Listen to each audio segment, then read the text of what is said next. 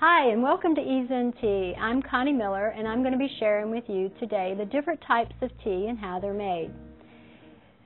On our basic caffeine chart, at the top of the caffeine chart, you have black teas, and then oolong, green, and white.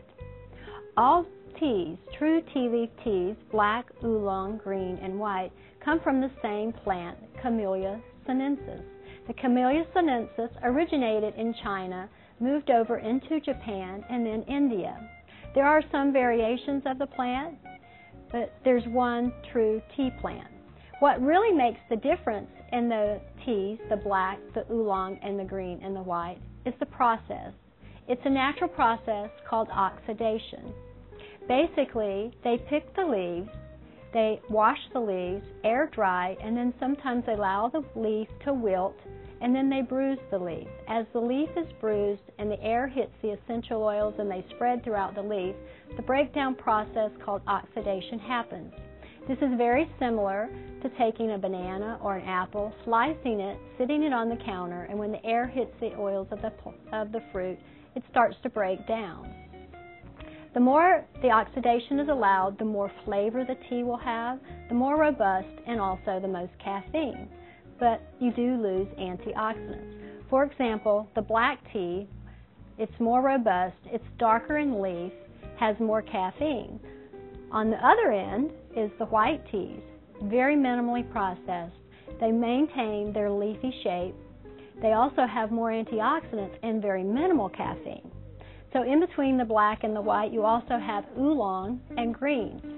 In the oolong category, oolongs vary very much from a dark leafy oolong like a puchong or a very tightly rolled green oolong like the Kuan Yin or a jade dragon.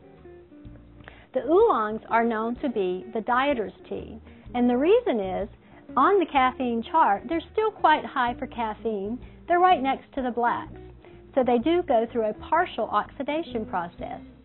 They also are known as the dieter's tea because they have a lot of the health benefits like the greens. Because they're only partially oxidized, they maintain a lot of their antioxidants.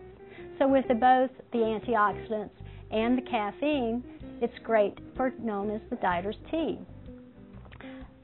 Right under the oolongs are the greens. Greens are known to be very helpful. Greens have been around the longest, and greens, there's lots of research that's been done.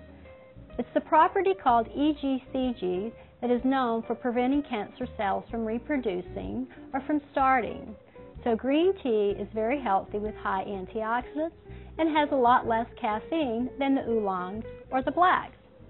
But down the chart from the oolongs and the greens are the whites.